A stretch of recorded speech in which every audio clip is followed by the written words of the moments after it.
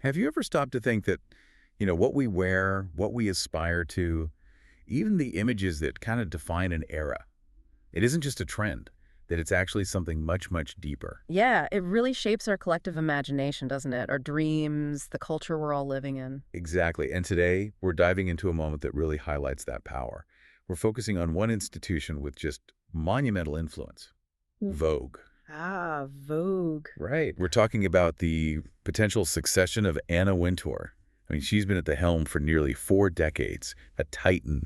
Her shadow stretches across, well, everything related to style and aspiration. It's huge. And it's not just a job change, is it? It feels more like a cultural earthquake brewing. That's a good way to put it. And the piece guiding our deep dive today really frames it like that. It's called After Anna, the succession blueprint for Vogue. And it calls this moment a cultural coronation. A cultural coronation. Yeah. Oh, wow. That suggests something almost mythic, way beyond just a magazine changing editors. Totally.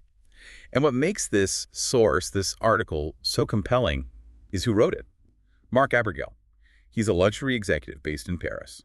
So his perspective isn't just journalism. Right. It's coming from deep inside the industry itself. Published July 3rd, 2025. That gives a real strategic edge, Definitely. He understands that whole intricate dance between commerce, culture, influence, all the stuff that's critical here. Exactly. Abergel gets that this isn't just about finding a new editor. It's about navigating this massive shift.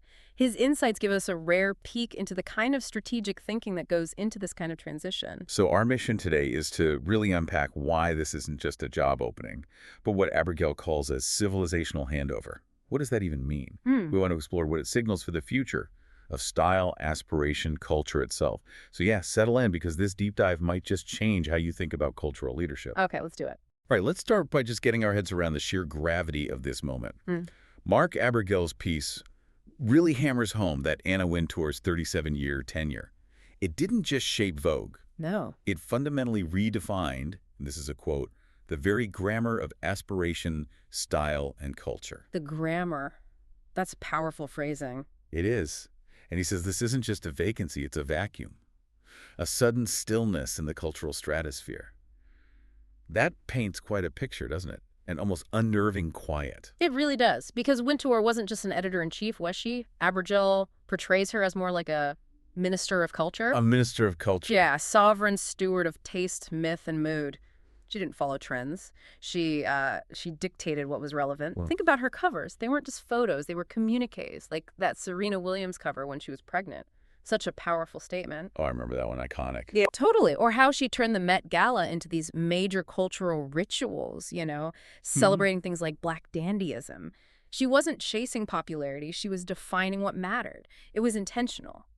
Fashion as commentary. So she wasn't just reporting on fashion. She was actively creating these cultural moments, declaring what would be important. Exactly. Which is why the source calls it a civilizational handover. It's not just changing the person in the chair. It's about transferring this deep-seated cultural authority. And what's really fascinating is Abergel's warning. He argues that approaching this like a simple rebrand or, just another content strategy would be a massive mistake. How so? Well, think about the media world now. It's all about speed, clicks, going viral for 5 minutes. The temptation is to just find a digital native, right? Or some metrics whisperer who gets Gen Z. Yeah, that sounds familiar. But Abergel is crystal clear. Doing that would basically kill Vogue as we know it. It would strip away its core power. Okay, here's where it gets really interesting for me. If it's not about optimizing for clicks, if it's not about chasing viral trends, what is it about then? What does Vogue actually need right now? It needs restoration. That's the word Abergel uses. He says this moment isn't just managerial, it's mythic. Mythic. Yeah. The new leader's main job has to be redefining cultural authority in a world where, let's face it, culture is getting kind of flattened by algorithms. Algorithmic flattening, that resonates. Right. When everything is content and everyone's a curator, where does real authority come from? Vogue still has its crown, he says. That's its last unique card. So the new leader has to play that card carefully. Exactly. They need to orchestrate a counter-tempo, basically declare what actually matters, what beauty means now, what aspiration looks like, instead of just adding to the noise. They have to lead the conversation, not just react to it. That makes a lot of sense, setting the standard, not just reflecting it. And the source actually breaks down the kind of power needed to do that, right? It outlines 4 specific types. It does. 4 distinct but interdependent forms of power, crucial for whoever steps in. Okay, walk us through them. What's the first one? First up is narrative sovereignty. This is about controlling the frame, not just the social media feed. Controlling the frame. Yeah, it means rejecting being dependent on platforms and instead focusing on real authorship. Writing the future, producing compelling stories, not just jumping on hashtags. It's like a nation controlling its own narrative, you know? Got it. Being the primary storyteller, not just amplifying others. What's number 2? Number 2 is symbolic literacy. This means reading fashion as code, understanding the deeper meanings, not just the surface look. Reading fashion as code, like semiotics. Exactly. Every single element, the image, the headline, the casting, even the font and color choice has to be treated with diplomatic care because these things are instruments of cultural memory. Wow, diplomatic care. That implies serious weight behind every choice. It does. It's knowing that a fabric choice or a model's pose carries history and shapes perceptions, maybe for years. That's intense. Yeah. Like being a cultural historian, decoding things in real time. Okay, what's third? Third is convener power. Abergel makes this great point that Wintour didn't just host the Met Gala, she turned it into her NATO. Her NATO. Love that analogy. Right. The next leader needs that same kind of gravitational force. They need to bring together diverse people, designers, thinkers, artists, politicians for narrative alignment, acting like a cultural architect, not just a celebrity chaperone. So it's about strategically shaping conversations through who you bring together, not just throwing fancy parties. Precisely. It's about the message the collective sends.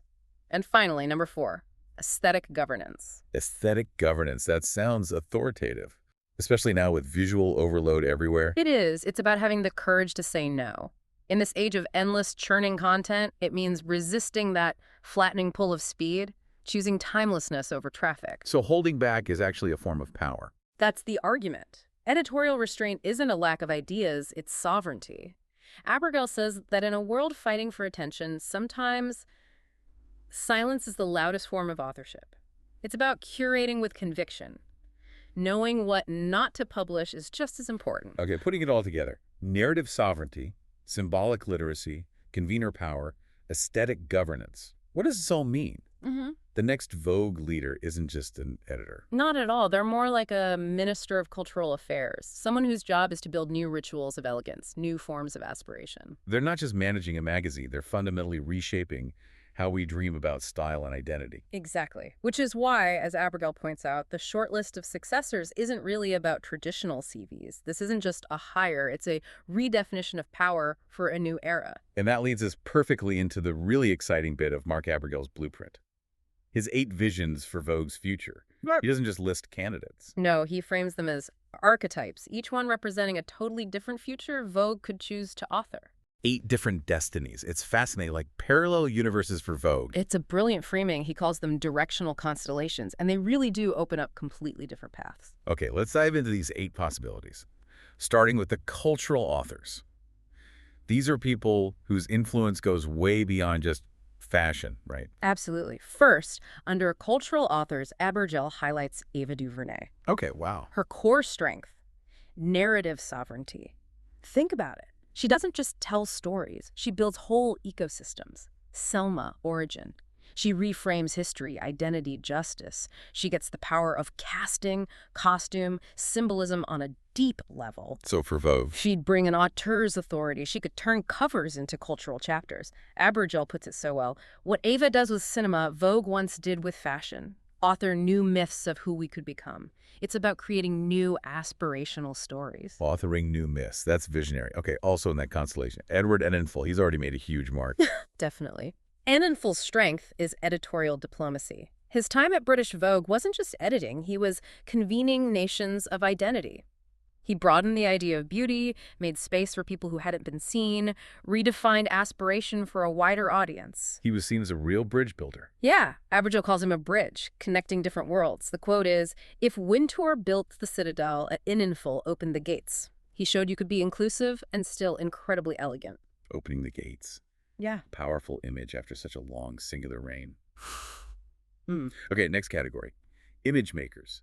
People who literally sculpt our visual world. First here is Ruth E. Carter. Her strength, visual myth-making. The costume designer. Black Panther, Malcolm X, incredible work. Oscar-winning work. She literally sculpts identity with fabric and form. Her designs aren't just clothes, they're studied in museums already. With her, every Vogue cover could become a cultural artifact itself, loaded with meaning.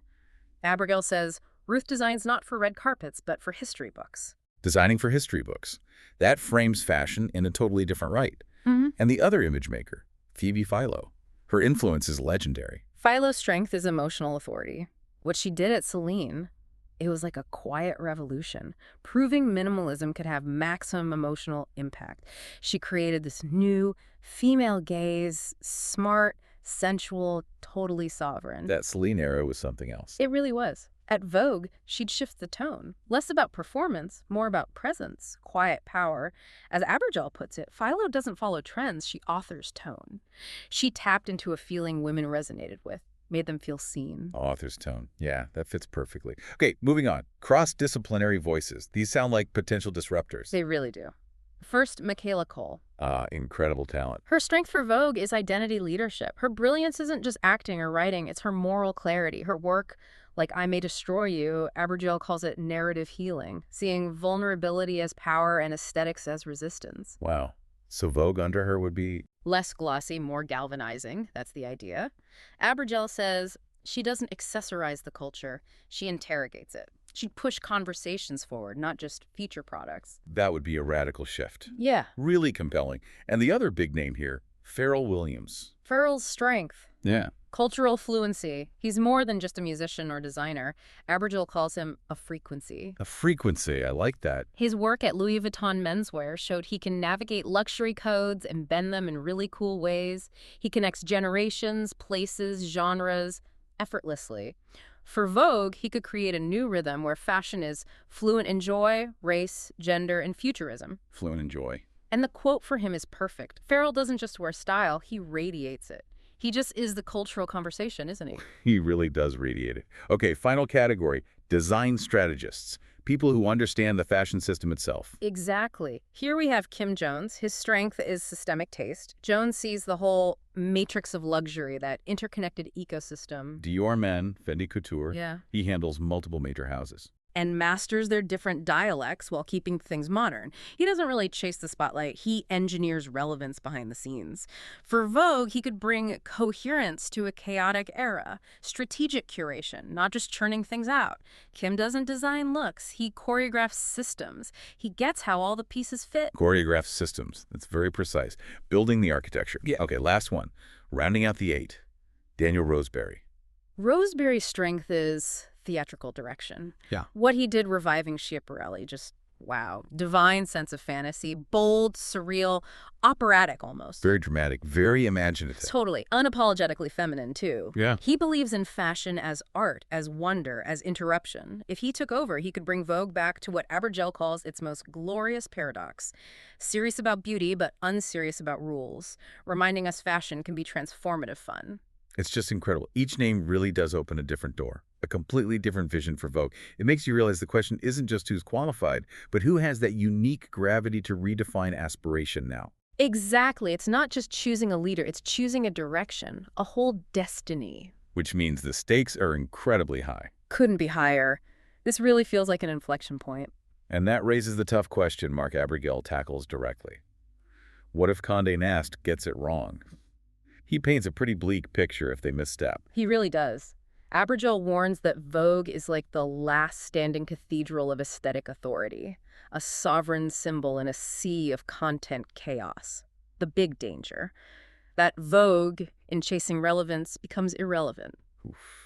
Chasing relevance makes you irrelevant. That's a paradox. It is, and it wouldn't just be a business failure, it'd be a massive cultural loss. So it's not just about ad dollars, it's about losing its soul, its historical place. Precisely. Abergel spells out the potential pitfalls. You see media brands collapsing into that whole creator economy mindset, right? Where covers become clickbait and editors become growth hackers. Yeah, chasing metrics above all else. Exactly. If they appoint someone just for engagement, Abergel argues, they lose the mystique.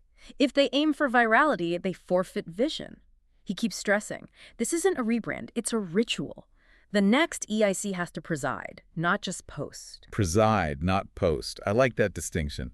Without that core narrative gravity, even beautiful pictures just become more content clutter. It's a stark warning that chasing fleeting popularity over lasting influence would be, well, disastrous. That really drives it home. Getting it wrong isn't just missing an opportunity.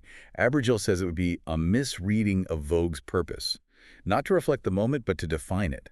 It's about truly understanding what makes Vogue Vogue. It's about protecting the institution's real power, which is to shape culture, to inspire, to elevate, not just react or follow trends. So let's wrap this up. The core takeaway is that this isn't just about filling a role. It's, as Marc Abergel's piece so powerfully puts it, a civilizational question. Yeah. The question isn't just who's next at Vogue. It's who gets to define the next era of desire, of aspiration. And in this age where everything feels like content and everyone's a curator, Vogue's real power, as Abergel beautifully concludes, lies not in speed, but in stillness. Not in chasing moments, but in shaping myth. Shaping myth. That's the key. So that leaves us, and you listening, with something really interesting to think about. What does this whole deep dive into After Anna mean for your understanding of cultural influence today? How do you tell the difference between real authority and just fleeting popularity online? And thinking about these archetypes, where do you see the next potential sovereign of style emerging? Someone with that rare mix of power and vision to actually define what matters next. This piece makes it clear. Vogue's next leader isn't just an editor. They have to anoint. They need to grasp that Vogue isn't just a magazine anymore. It's a ministry of culture, tasked not just with scale, but with meaning. Maybe the last real altar of collective taste. We don't just need a new Anna. We need the next sovereign of style.